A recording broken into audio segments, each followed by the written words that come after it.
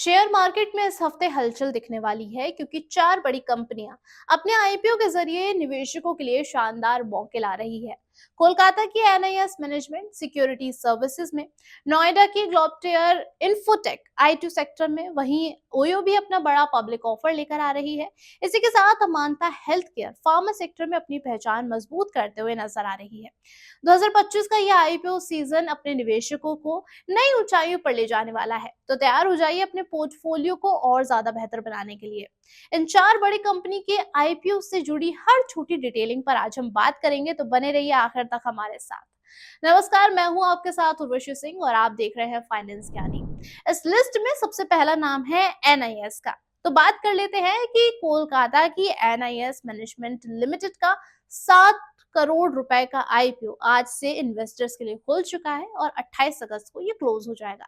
इसके शेयर्स की लिस्टिंग 2 सितंबर को बीएसई एसएमई प्लेटफॉर्म पर होनी है और इस एसएमई आईपीओ को लेकर इन्वेस्टर्स के बीच भी अच्छा उत्साह है।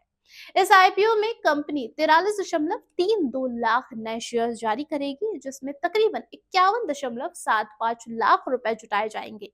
इसके अलावा 7.44 lakh shares offer for sale के हिस्से के तौर पर बेचे जाएंगे। वहीं शेयरों का जो प्राइस बैंड है वो 105 से 111 रुपए प्रति शेयर रखा गया है। अगर आप निवेश करना चाहते हैं तो आपको मिनिमम 1200 शेयर्स का एक लॉट यहाँ पर खरीदना होगा, यानी कि रिटेल इन्वेस्टर्स को कम से कम 2 लॉट यानी कि 2400 शेयर्स के लिए यहाँ पर अप्लाई करना होगा। और अभी इसका जो ग्रे मार्केट प्रीमियम है वो लगभग 6% है, यानी कि लिस्टिंग पर शेयर की जो कीमत है वो लगभग 118 रुपए हो सकती है। आईपीओ में 40.5% हिस्सा क्वालिफाइड इंस्टीट्यूशनल बायर्स के लिए है। वहीं कम से कम 35% रिटेल इन्वेस्टर्स के लिए रिजर्व है और 15% नॉन इंस्टीट्यूशनल इन्वेस्टर्स के लिए रिजर्व रखा गया है। शेयरों का अलॉटमेंट 29 अगस्त को फाइनल कर दिया जाएगा। 1 सितंबर को रिफंड होना भी शुरू हो जाएगा और उसी दिन डीमेट अकाउंट में शेयर्स भी आ जाएंगे। कंपनी के बारे में बात करें तो एनआईएस मैनेजमेंट सिक्योरिटी और फैसिलिटी मैनेजमेंट की सर्विसेज प्रोवाइड करती है, मसलन के सिक्योरिटी गार्ड, इलेक्ट्रॉनिक सुरक्षा, हाउसकीपिंग, पेरोल मैनेजमेंट वगैरह वगैरह। 1985 में शुरू हुई इस कंपनी के पास आज 14 ब्रांचेस हैं और 16,600 से ज्यादा एम्प्लॉयज हैं। इसके बड़े क्लाइंट्स में जिनके नाम शामिल हैं वो है Reliance Retail, Piramal group, HDFC bank, ONGC और कई भारतीय एयरपोर्ट्स के नाम भी इसमें शामिल हैं। 2024 से 2025 में कंपनी ने 405 करोड़ रुपए का रेवेन्यू जनरेट किया था और लगभग 19 करोड़ रुपए का शुद्ध लाभ भी दर्ज किया था। आईपीओ से मिले पैसों का बड़ा हिस्सा यानी कि 36 करोड़ रुपए जो है वो कंपनी अपने रोजमर्रा के खर्च और वर्किंग कैपिटल के लिए इस्तेमाल करेगी और बाकी बचा हुआ पैसा सामान्य कारोबारी कामों में लगाएगी। अब इस लिस्ट में जो दूसरा नाम है वो है ग्लोबटायर इन्फोटेक का। ग्लोबटायर इन्फोटेक का 31 करोड़ रुपए का आईपीओ आज यानी कि 25 अगस्त को खुल चुका है और 28 अगस्त तक खुला रहेगा। इसके शेयर्स 2 सितंबर को बीएसई एसएमई प्लेटफॉर्म पर लिस्ट किए जाएंगे। वहीं इन्वेस्टर्स में इस छोटे आईपीओ को लेकर जबरदस्त उत्साह दिख रहा है। इस आईपीओ में फिक्स्ड प्राइस इशू है, यानी कि हर शेयर का प्राइस 72 रुपए रखा गया है। इसमें कुल 43.12 लाख शेयर्स बाजार में पेश किए जा रहे हैं, जिसमें 35.87 लाख नए यानी कि फ्रेश इशू है और 5 लाख शेयर्स जो है वो ऑफर फॉर सेल है। रिटेल इन्वेस्टर्स को कम से कम 2 लॉट यानी कि 3200 शेयर्स के लिए अप्लाई करना होगा और इसमें कि 2,30,400 रुपए लगेंगे। इस आईपीओ का ग्रे मार्केट प्रीमियम फिलहाल 17 रुपए है, यानी कि लिस्टिंग के समय जो शेयर्स की कीमत है वो 89 रुपीस के करीब हो सकती है, जो कि इशू प्राइस से लगभग 23% ज्यादा है। और ऐसे में इन्वेस्टर्स को बढ़िया लिस्टिंग गेन भी यहाँ पर मिल सकता है। ग्लोबटेयर इन्फोटेक 2012 में नोएडा में शुरू हुई थी। Company IT services, SAP support, cloud services, application development, cyber securities और ऑटोमेशन जैसी डिजिटल सॉल्यूशंस देती है। इसके कस्टमर्स में छोटे से लेकर बड़े बिजनेस और स्टार्टअप्स भी शामिल हैं। 2024 से 2025 में कंपनी की जो रेवेन्यू है वो 7% बढ़कर 94.81 करोड़ रुपीस रही है और यहाँ पर जो शुद्ध मुनाफा इसने कमाया है वो 47% बढ़कर 5.50 करोड़ रुपए पर पहुंच गया है। आईपीओ से मिले पैसे से ये 11.50 करोड़ रुपए अपने वर्किंग कैपिटल के लिए और 8.30 करोड़ रुपए अपने पुराने लोन को चुकाने के लिए और बाकी सामान्य कंपनी के खर्चों के लिए इस्तेमाल करेगी। और अगर आप नए टेक्नोलॉजी और डिजिटल सेक्टर में इन्वेस्ट करने का मौका ढूंढ रहे हैं तो ग्लोबटायर इन्फोटेक का ये जो आईपीओ है वो आपको एक अच्छा ऑप्शन दे सकता है, बशर्ते आप इसमें निवेश से जुड़ने से पहले इसके जोखिमों के बारे में भी अपने सलाहकार से जरूर राय लें। अब बात कर लेते हैं ओयो के बारे में।